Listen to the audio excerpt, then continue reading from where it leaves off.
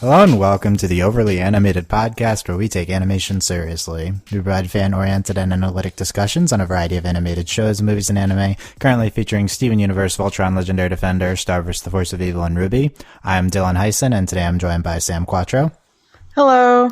Today, Sam and I will be discussing the Adventure Time Islands miniseries that it aired all 8 of its parts this week on Cartoon Network. We're putting this up Thursday night. It came out on DVD a while earlier because who knows why Cartoon Network does the things they do. But yeah, the Islands miniseries, we don't regularly discuss Adventure Time, although I always watch the show and I'm a big fan. We previously had discussed the Stakes miniseries last year or the year before that. I don't remember. That's 2015. Yeah, the year before that. And I guess we only discuss miniseries. I guess that's how that works. Didn't we have like a podcast like right before Stakes about like the general like? Yeah, we might. I don't remember. Regardless, we have an Adventure Time specific iTunes feed up at overlyanimated.com if you look on the right side. So, if you just like Adventure Time and you're like, oh, these guys discuss Adventure Time, well, not regularly, but if you just subscribe to that iTunes feed, you'll just get our Adventure Time podcast. But we also just miniseries. Yeah, just whenever they do another. They'll probably do another one in the last season, I think. Yeah, that's what I was thinking. Yeah. Because it's concluding next year. Yeah, the countdown begins now. Yeah, apparently today they just did their last recording session. Interesting. That's pretty far, yeah, in advance. But yeah, I guess because they'll have to still have to animate and stuff. Yeah, long production cycles for animation. But yeah, overlyanimated.com, we cover things like Steven Universe, and which is also airing all new episodes this week, which had also previously been up in another place. But check us out, overlyanimated.com. So spoilers for all of Islands, all of past Adventure Time. We're not going to get really too. We may or may not discuss at all the week of episodes before this one. Those 6 episodes, those were very good, I thought. But I want to focus discussion on Islands because it's certainly something special for the show. The most plot substantial thing, to the extent where it doesn't seem like Adventure Time. It was like too plotty, I think. Really? I don't know. That's not a criticism. It's just like compared to literally every other episode of this show. Yeah, that's true. Adventure Time's more just like a go with the flow kind of a show, and they don't really do a lot of plot all at once. Yeah, I mean, I think it's interesting how the answers we get here tie into what we'd seen before. But anyway, Sam, take Islands as a whole. What are your overall thoughts on the miniseries? I was really surprised how much I liked it. I didn't think I was going to like it, like, at all. Mostly because going into it, I didn't really know what it was about, except I knew it was, Finn, like, searching for something, islands, boats, whatever, and, like, that's the extent I bothered to, like, learn about it. But actually watching it, I was like, wow, like, this is actually really something. And Susan, and learning about humanity, and like it was just really good. I liked it way better than I thought I was going to. What were your primary emotions that you took away from Islands? I cried once. Sadness, catharsis. What was the crying? I don't know. I don't remember this. Like I just felt like like. Especially, can we get into spoiler stuff now or no? Yeah, no, spoilers. Yeah, spoilers. We already got into it. Yeah. Okay, cool. The stuff with like Finn's mom and like her losing him, and then the stuff with like Susan Strong and her friend Frida, or her friend. Yeah, her gal pal Frida. Yeah.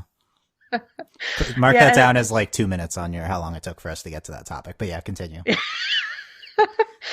But yeah, just stuff like learning about love and loss and like humanity and stuff that I don't like. Adventure Time does get into, even though Finn and Susan are obviously the only humans. Obviously, everybody in U has like a sense of like humanity about them since they are sapient.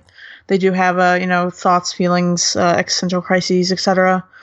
But the just general like humanity of it, and just seeing like how humanity has evolved since the Mushroom War, and since the widespread destruction of civilization, and how it's rebuilt, and seeing how, especially with Finn's mom, how one woman's pain and anguish can sort of create a utopia in a way, just to make sure that nobody will ever get hurt ever again.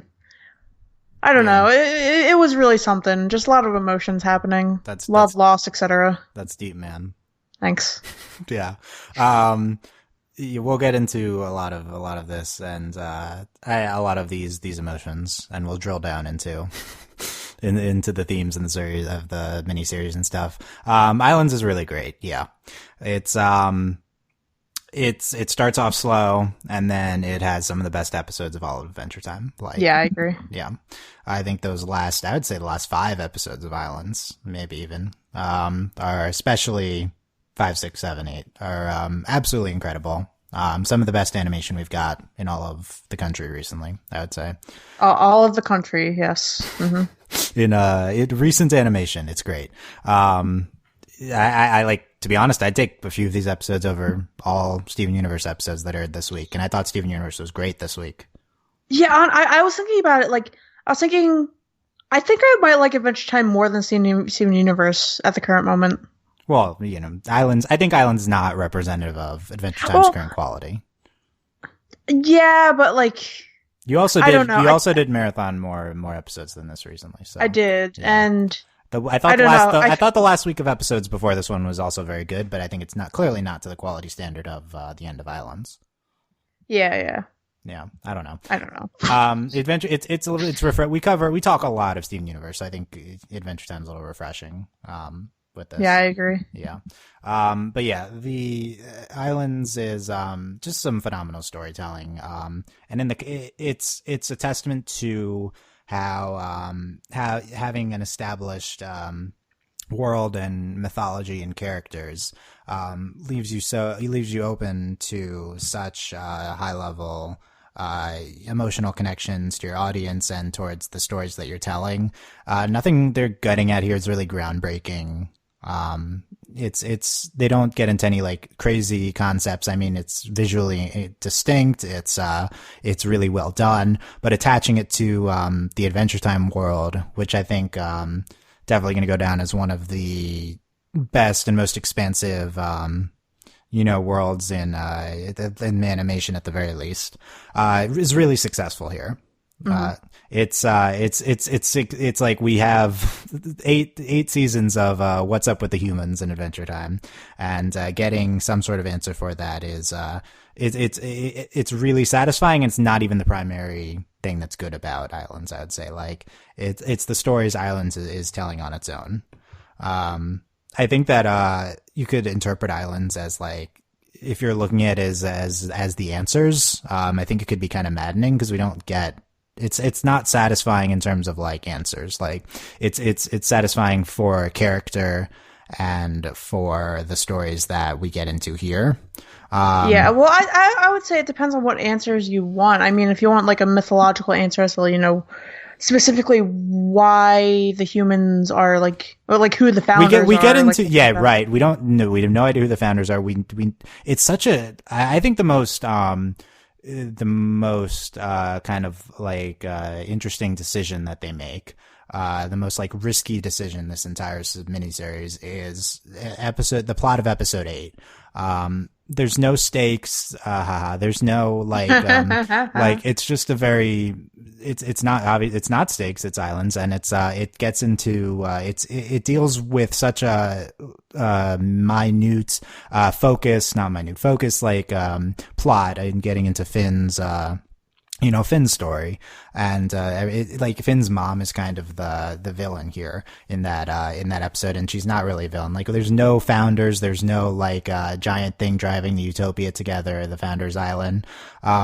We don't really get answers as to like why this exists. Like we have the very vague outline of the propaganda that they gave to their people. There's probably some driving force behind that. We don't really get answers into the Dr. Gross, who apparently we'd seen in the finale of last season. Yeah, we did. Well, isn't she dead though? Did she die? I don't even remember. I think her and Tiffany got blowed up. You saw that more recently than me. Did she die? Yeah. Okay. I think she actually did. That's sad because she seems like our end game boss for the show. But I don't know. Susan's kind of out of the picture, but anyway. Yeah, I wonder when we'll see Susan again, but yeah, it's such a interesting decision just to focus the part 8 where they did, and I think it's super successful. Yeah. there's no way you go into part 8, you address the founders, and then you can end it like successfully like they did. But I thought that was great, and everything to do with Finn's mom is incredible. This series, I think everything they do with Susan is really great. Especially, like, I think part 5 is my favorite episode of the entire thing, which is the Susan, Kara, and Frida backstory episode. Yeah. Yeah. AKA the gay episode. Yeah. Right? Yeah. And I think that episode is absolutely incredible, basically. I agree. I don't think it's doing like I said, I don't think it's doing anything like, super new. But well, tropes are tropes for reasons, right? I guess. Like, the tropes work. The tropes generally work. Some of the tropes work. Follow the tropes here, Dylan. Yeah, I don't necessarily advocate that in general, but I think that episode's really incredible. I think the following episode, the Finn's mom flashback episode, is really incredible. And then the stuff we get into with in 7 and 8 is so good. Like, I don't know. It's just really, really all really great. Yeah, I agree.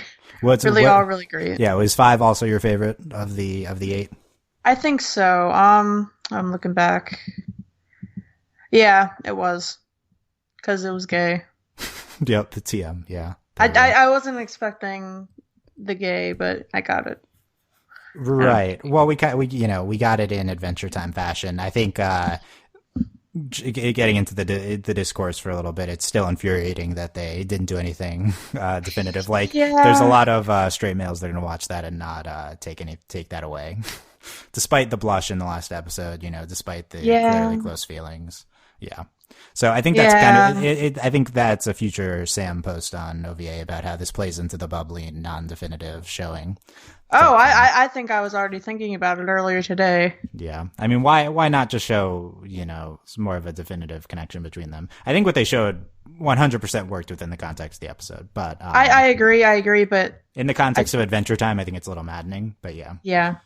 Whatever. Well, in the context of like animation now, and just the world, and yeah, exactly. In the world, like how getting a little bit off course. I think we're in a more like progressive time than we were 2, 3 years ago. Yeah, the show that is airing right before this on Cartoon Network is clearly getting into that stuff, and the show still does not want to definitively, right? So maybe the last season. We'll see. Yeah, we'll break through in the last season. Speaking of that, Marcy in the first episode, checking Susan out. Yeah, I was going to mention that. Yeah, because I was waiting for the right time, but you just did. Yeah, no, that was great. I don't know how much we'll discuss the first episode, but that was the highlight. Hey, good morning. Yeah. Like, it reminded me of that just like drawing that's floating around Tumblr, Pearl just going, she big. Yeah. That's true. Is Marceline our Pearl? Is that the... No. No, I don't think so. Disagree. I thought we'd see more Marcy and PB. Only a little bit in the first episode. Well, yeah. Well, PB gives Marceline her jacket.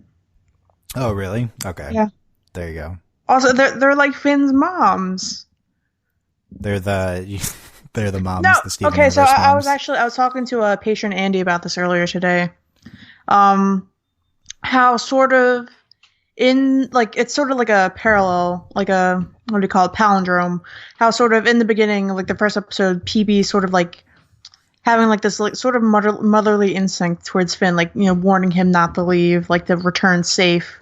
She's kind of like distraught that he's leaving, and like, while maybe not so distraught about like the physical danger, she's distraught about, the like mental, emotional danger, like, finding something that he might not even like expect, or like building himself up to find something that he might not even find.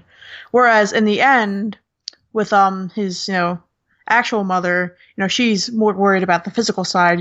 She's worried about him being hurt, but then she accepts that he has such like a great like psychological like profile, like he's like a helper, he helps people, and that's like what he does, and it's just a nice little thing there.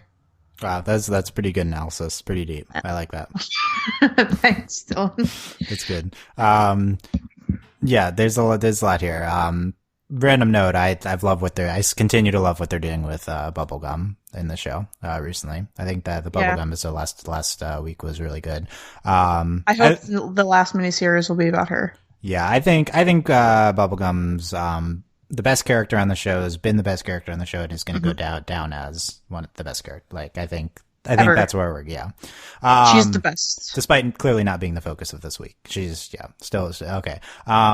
So speaking of the Finn helper thing, I really love that this is like the origin of the Finn hat, and Finn's mom, and just being like this helper trope, and I guess kind of their giver society, right? I guess. Yeah. I thought that's really good. I thought that was really successful. All the visual connections with the hat, and the kind of montages they do in the last episode of all the time, especially the second one, all the times Finn helped people. I thought that was really, really successful. Yeah. Well, there's a few like plot holes I want to get into here. So we see in Min and Marty that Finn, floats off on this raft. He has like the stuffed bear and the garlic bread, whatever thing, and he doesn't have the animal hat on. But in the first episode, we see Finn as a baby. It's like the Boom Boom Mountain one, I think. I guess he did. I guess he had the hat with him. He had the hat, so fix your retconning there. No, guys. I don't know. Maybe I can't fact check. Like, did he just like devour the bear, the stuffed bear, and like, take its head because it was just like resonating in his baby memory. He had a hat with him. Whatever. That's what I said. Another thing. So Marty, when we saw him in whenever we saw him the first time, they went to space and fought the Lich, etc. Yeah. He was a jerk, and he was con artist, etc. And he was like that, in the beginning of this episode. But then he turns into like a loving, caring father, husband, etc. But in the end of it, like he sacrifices himself for his son. But when he sees his son again earlier in the series, it's like, well, it's like that never happened. He's just like acting like a deadbeat dad, and I don't really understand. Well, let's discuss that, because the disconnect with that. Okay, I think that the disconnect is like 15 years or whatever, and the fact is, I don't think he's kind of not a good person the whole time. Yeah, and maybe he bumped his head. No, I think that like he's kind of a sleazeball, and even sleazeballs can be like good dads, and he is, and then he's like being married to Minerva makes him better, and without her influence on him, and with like the emotional jading of being on his own for so long, he loses the connection he had with Finn and the connection he had to the better part of his humanity. And I don't know, I think that's really realistic. I suppose so. Yeah, I don't know. Drawing from my own daddy issues. That's the TM, yeah. So what do you think of Marty's presentation in this episode, in this series, in episode 6? He's a guy. Yeah, I thought it's kind of interesting. It's not really new territory with him, but yeah, I like his fascination with like gadgets and stuff. I thought that. I don't know. I kind of wish he was like a better person. That like like at least it feels like this in real life. How sort of like the deadbeat dad sort of thing. I don't know. I kind of wish it wasn't like that, but. I don't know. I mean, I agree. He's not great. He's great. He does good things here. But he's not really a sympathetic person to me, and has never been. I also don't see how Minerva falls for him. Yeah, I mean, we would like for the world not to work that way, but I think it does, and people don't see things. I don't know. He was great to her, though. What are we to judge? I guess. Yeah. What do you think of Minerva? I love her. Yeah, she's great. I love her voice. Mm-hmm. I don't know. I wish she was my mom. Yeah, she's her robot Minerva or real Minerva? I don't know. Well, okay, so robot Minerva is like, omnipresent. Yeah. There's always a robot around. And like, I kind of like my privacy, right? However, I feel like it would be awkward to be like talking to my mom through like a monitor and also being hugged by a robot. Yeah, I don't know. Finn seemed uncomfortable. I agree. It's supposed to be. But then like she's like immortal, so I wouldn't have to worry about like her dying. Yeah, I think I love the concept of turning her into this consciousness uploaded to the internet / AI. Like they vaguely get into that at the end. So it's like, is that really you? Type thing, which is a larger topic to be explored. But I also think that's a nice connection to the grass fin, right? Yeah, it is. Yeah. It's sort of like the fantasy of like, you know, the land of Ooh, like meeting, or not meeting obviously, but like in contrast with the technology of like the islands and humanity and stuff. Yeah, I think if they have consciousness uploading technology, it's kind of interesting. But yeah, it's probably more. She's probably more of an AI that just has the memories. But yeah, anyway, I don't know. I think she's a consciousness. Yeah, AIs can have consciousness. Didn't you see her? I mean, come on. I did see her. Yeah, it was a while ago. I was thinking about rewatching that because I want to reevaluate Amy Adams. It's not Amy Adams. Is she in that movie? I don't even remember. Oh, wow. I didn't remember. I want to reevaluate if her and her AI were gal pals.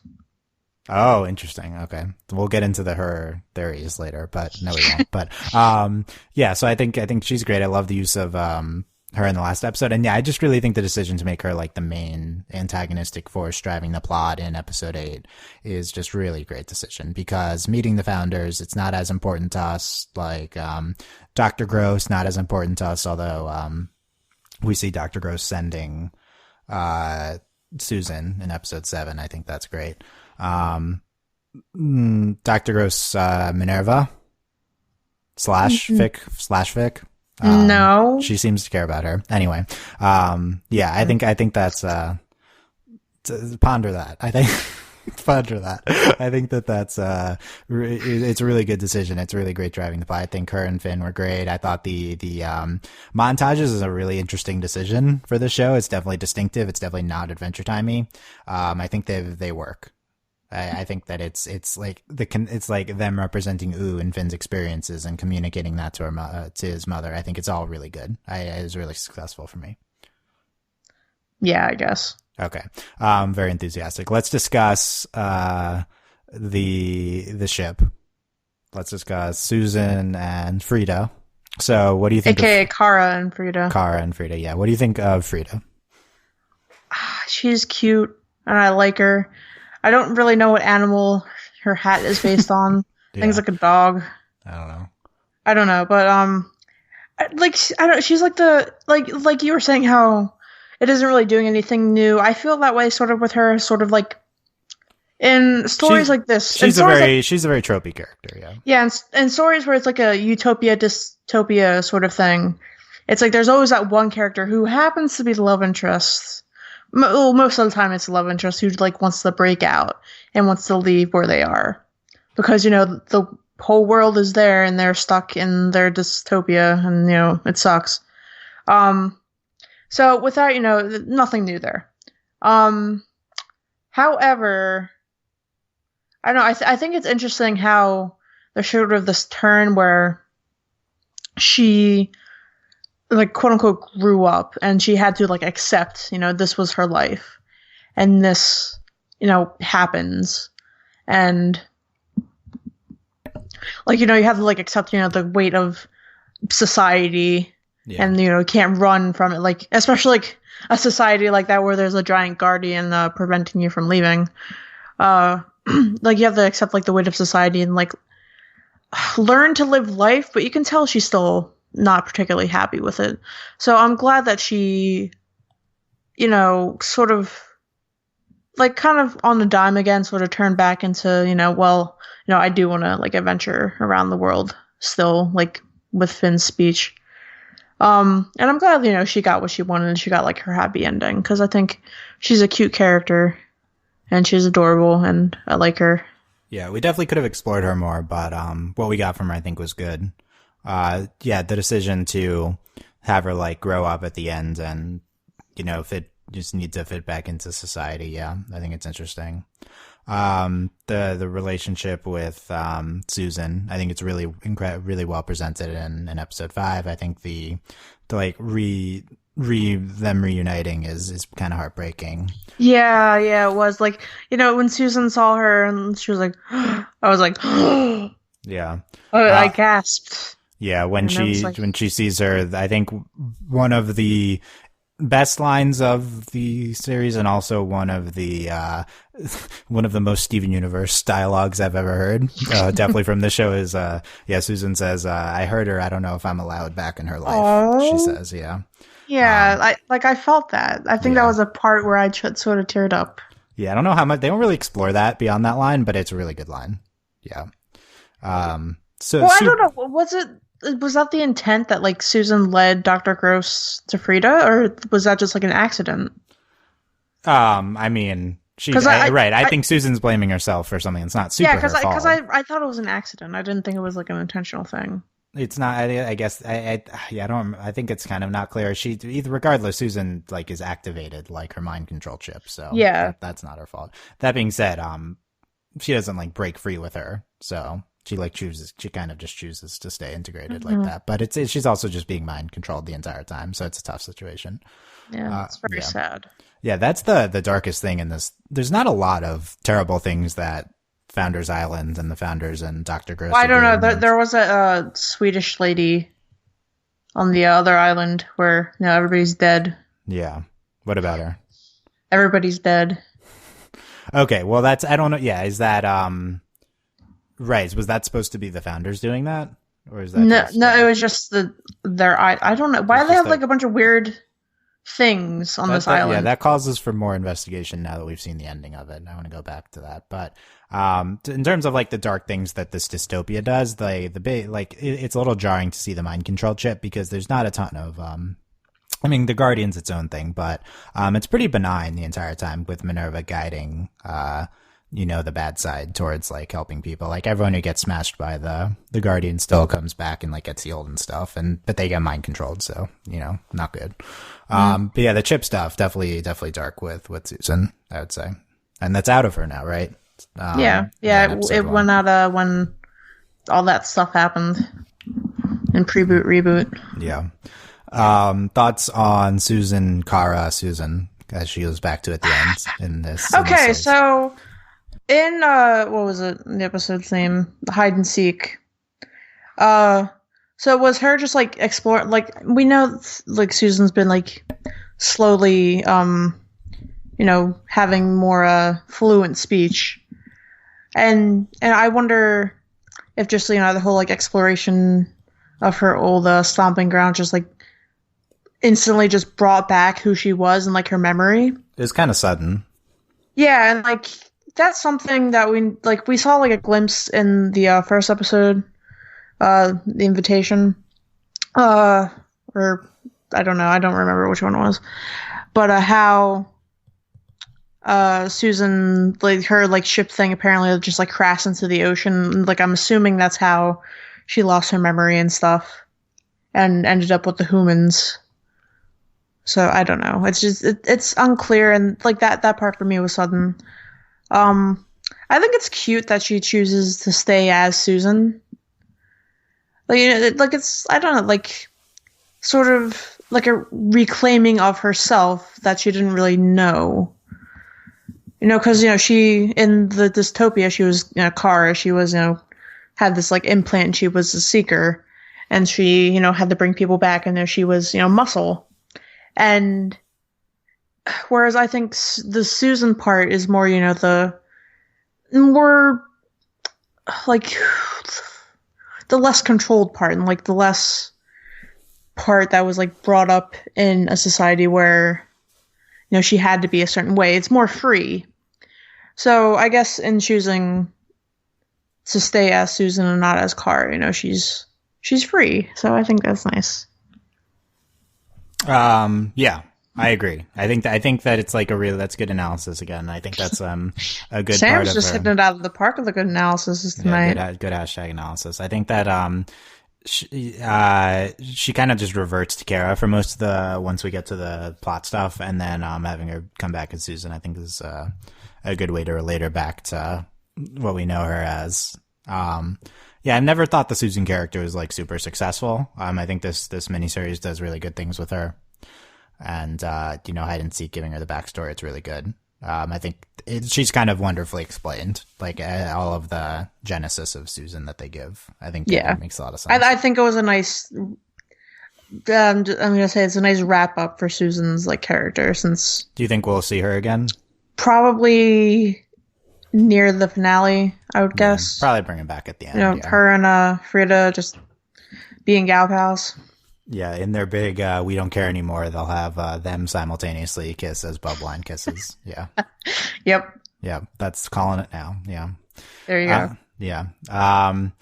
Thoughts, we mostly talked about this already, but thoughts on this miniseries as a consequence for Finn's character, him getting answers about his mom, him getting answers about humans. That's one of like the last main topics I wanted to talk about is humans. But first, what do you think of like how Finn emerges from the miniseries here? So I was remembering an article that I wrote when Stakes came out about how I was sort of dissatisfied by that miniseries because I felt like it was kind of pointless. And I felt like we went around in this huge circle only to come back to where we were. And I didn't really feel like there was like too much character growth that we saw. And I still don't feel like the impacts of that, impose like that quote unquote character growth that we're supposed to get even now over a year later in terms of episodes.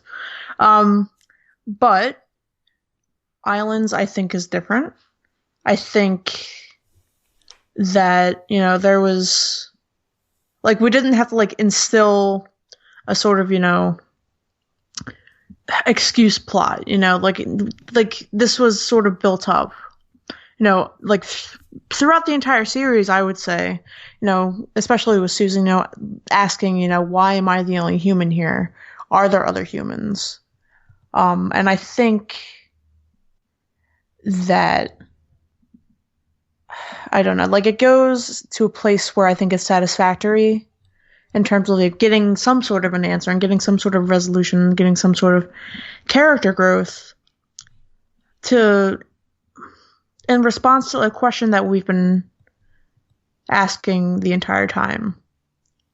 Yeah, I think, I think Stakes, is, I agree.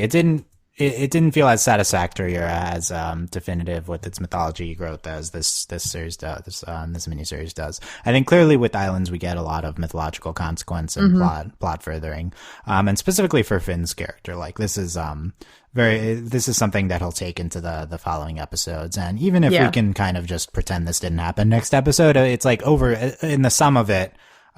Finn's gonna grow. I mean, I guess Susan's not there. Like, there's gonna be something. Maybe it'll be referenced, but this is definitely gonna affect Finn's character and kind of this arc he's been on the whole series, and getting the answers with his mom and kind of learning about his genesis. And it's all very. It's kind of very posh for Finn. It's like it's kind of like a good ending for him, I think. I think he deserves a good ending. I agree. I mean, he's, he went through the stuff with his dad, and it's like, well, it's kind of dark. It's like, oh, that's what my past and my origin has to offer. But no, it's the exact opposite here with like the light of his mom. And I think it's probably going to send him off into a happier place to close out the show. I think so. I think if any character has grown, it's been Finn.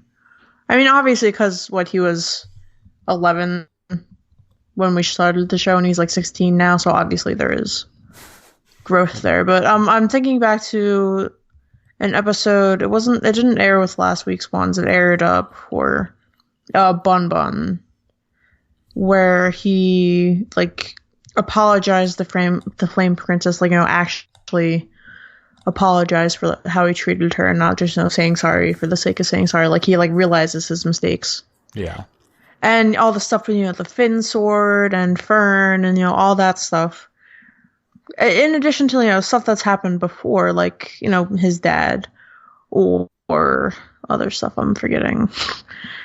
But just like I feel like the show kind of puts him in situations where he can't necessarily handle what's going on, and it takes a season or two to come back to it and to address how things have changed and if things have changed, if feelings have changed, or if you've grown from that moment, or if you're still in the dark with it.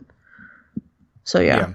So we'll see how Finn reacts. I agree that we've had a lot of great Finn development here. Bun Bun's a good Bun reference. Bun. But yeah, whatever that was. Bun Bun's bubblegum. Yeah, that's a really many names for it. Yeah, that was a really good Finn episode, and a lot of growth for Finn. I think it's interesting if we're going to take him to new places here at the end, or if we've kind of stabilized with him, and if he's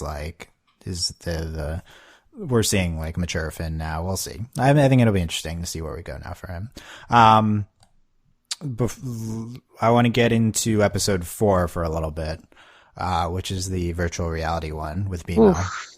Yeah, I didn't really like that one that much. I think Pendleton Ward's only allowed to board super weird episodes now. That's the new rule. Yeah. Oh, he boarded that one? Yeah, and he did. Right, that makes sense. Last week he did High Strangeness, which I absolutely love that episode, by the way. One was also very, obviously it was very strange. I'm seeing not as universal acclaim for High Strangeness as I think it deserves. I think that episode is real good. And I think Imaginary Resources episode 4 is also real good. I'm a big fan of that one. You're going to have to explain to me why High Strangeness is good, but we can do that another time, I guess. Yeah, that'll be our retrospective podcast for that one, yeah. But yeah, I mean, that episode's great. This episode I think is great, and it's just the virtual reality world is so weird and so kind of interestingly presented.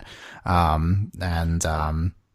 love the kind of, we don't even really get into anything too deep, but I love the things that are hinted at getting into the presentation of this world. Feels like a very the Community virtual reality world episode, and kind of its strangeness and retroness, and they call the mod and we gotta ban these new b.m.o mod is really great. I think I love b.m.o. b.m.o's good here, yeah. b.m.o mostly unnecessary on the strip, but yeah. What did the theme song said? Possibly b.m.o. So right, so I kind of referenced that, yeah. But yeah, I think b.m.o's great in that episode, and that episode's great, even though it doesn't have a lot to do with anything. Episode 3, I think at the time that episode felt frustrating because it's when we gonna get to stuff, but in retrospect, I think that episode works really well. I like the old lady Alva. Yeah, Alva's good, and the bear I think is really interesting design. I like the bear. 2 I think is not as good. I think Whipple is okay. The dragon thing. Yeah, it was. They lost the boat. 1 and 2 are clearly not as good as the rest, but 2 is presenting the journey, and 2 is the sailing in Wind Waker that you have to do to get to the basically, and it's a lot of sailing, and so and 1 I don't even remember most of it. 1 was when one presented the journey, so it in retrospect 1, 2, 3 are good because they the leading up to the rest. I think though I think the whole miniseries really does work looking back on it at the time, and it was okay, let's get to the good stuff. But yeah, I agree. Yeah. Okay. Last topic I want to discuss is the answers we get to Adventure Time's overall mythology with the mushroom whatever and the humans and the mushroom whatever. Okay. Right. So, because I think we get some answers. The best stuff we get is in the Founder's song in episode 5, which I love. I think episode 5 is so good. Yeah, it's great. And but at the same time, that's propaganda, so it's interesting. But we see that they kind of it seems like part of the world is blown off from the. That's how it's always been. From the nuclear apocalypse, yeah, and then they is that how that's always been? It's always been that. Yeah, didn't you notice there's this big gaping hole in the earth? I mean, how many times do we see the Earth? And we've seen it a couple times in Adventure Time, right? So we're in space a few times, but not a lot. But yeah, it's pretty well known, Dylan. Okay, but they kind of isolate themselves on this island. For some reason, this island doesn't have the radiation. The group of islands that the others do, and these mysterious founders keep them in some sort of utopia to avoid going outside. Very Moana. I think they're highly discouraged from leaving the place because That is pretty Moana like, isn't it? yeah. I want Moana, but with Moana fan art, but with like the Colossus or whatever. What do they call it? Ooh. The The Cyclops. the Guardian, Cyclops. but the Guardian like preventing Moana from leaving. I want that. AU fanfic. Yeah, and and that's, I don't know what other major revelations do we have with this? Like, we don't know who the founders are. We don't really. There's stuff on episode 3. It's like we kind of see like the weather controlling technology that explains kind of the disparate climates in U.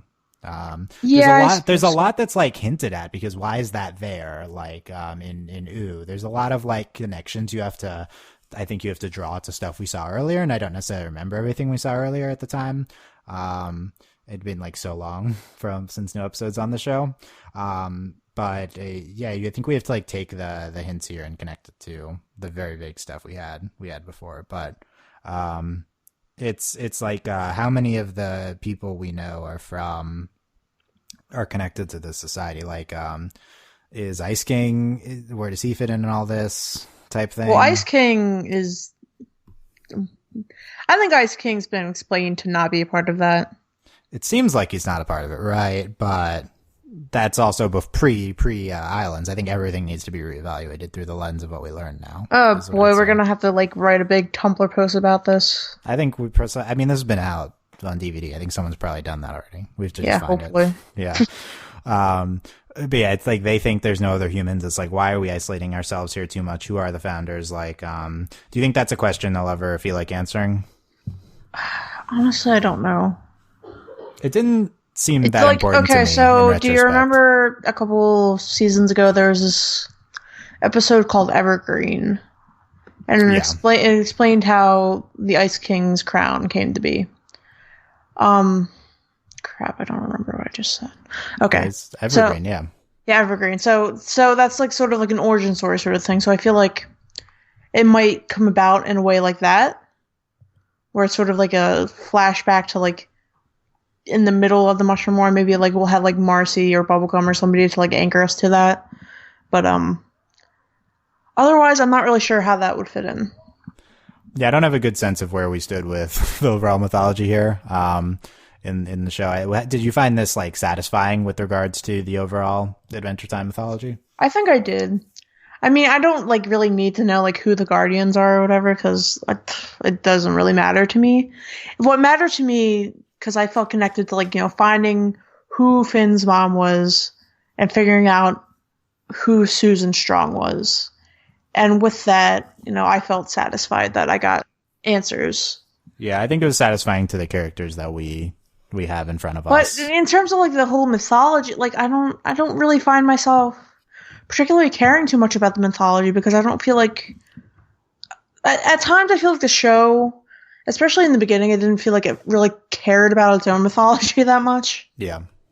I mean, the show is called like Adventure Time, it's just like about adventure and just like a general like, fantasy based place.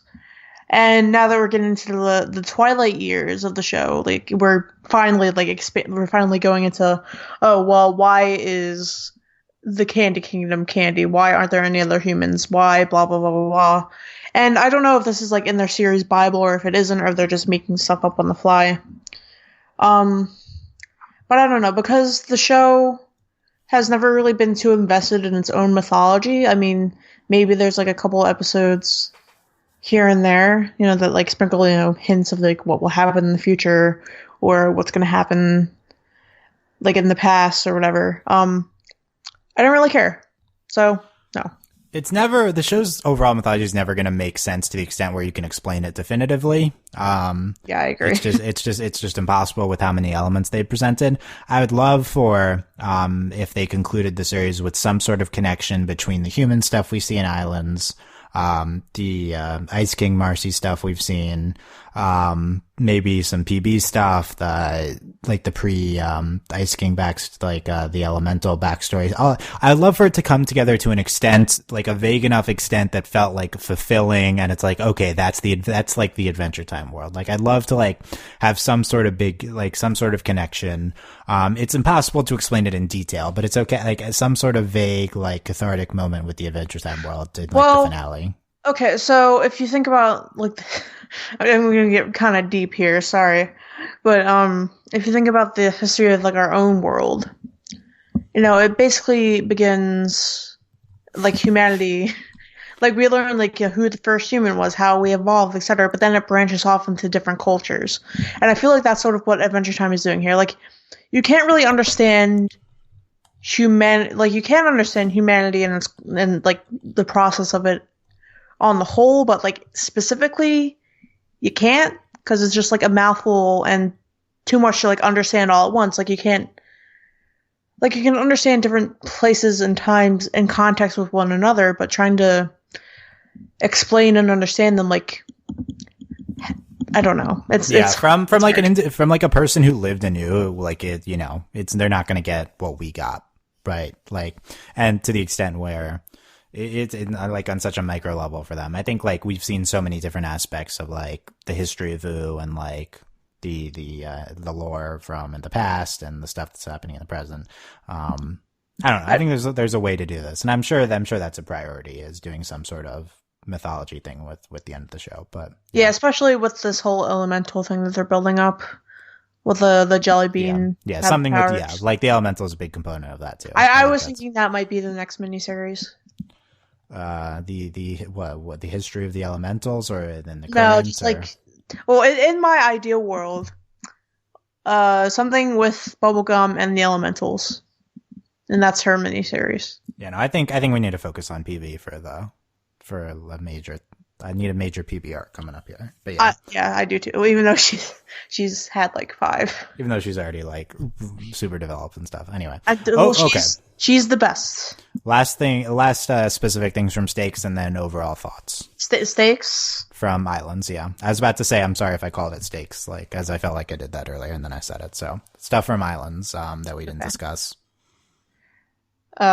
I don't know, what didn't we discuss? I think it was good. Yeah, I think we discovered. I got to look back. Let's see. I love more Dr. Gross. I love the presentation of her. I think she's really interesting. Like, how much is she in charge? Because at first it seemed like she was just like the elementary school teacher within the giant society of the kind of the giver society, whatever. And but it seems like she's kind of more instrumental than it seems, and she has this virus on everyone, and like well, it was an accident, I guess. It presented to us. Yeah, I would love to see more Dr. Gross. I'm into that character. I don't know. I think she's actually dead.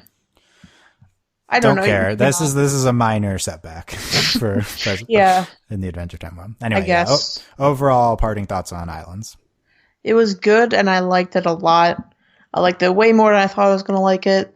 10 out of 10, A+. Good job. Yeah, Islands is really great. I think 5 is the current part 5 of Islands is the current best episode of the year. I think 8 is up there. 6 and 7 are very good. 4 are very good. Just a strong January for Adventure Time. Yeah, I agree. Yeah. Okay, let us know. And then they're just gonna be on hiatus until who knows? Next who year. knows when who knows when we'll get more episodes? But they'll just air one episode every month so that they can just keep going for a couple more years. Yeah, I mean, supposedly they're closing it out next year, but we'll see about that. Well, if the world doesn't end, yeah. Yeah, that's true. Release the rest of Adventure Time while you still can. Yeah. We're already a good about almost halfway through season 8 now, so that's interesting. We're almost there. It's assuming Islands counts for normal episodes, which it probably does. Stakes counted, so Stakes did. Yeah, so we'll see. We don't know. We don't technically know how many episodes season 8 is, but presumably it's 40 like the rest. Anyway, yeah, really great stuff here. Let us know your comments on Islands in the website comments, YouTube comments, or anywhere else. And check out the rest of our stuff, overlyanimated.com. Consider supporting us at patreon.com/overlyanimated. Thank you very much to all of our patrons, especially our patron of the podcast, Victoria, aka Skylark. Thank you very much. Yay, Victoria. I clap, but I'm holding something.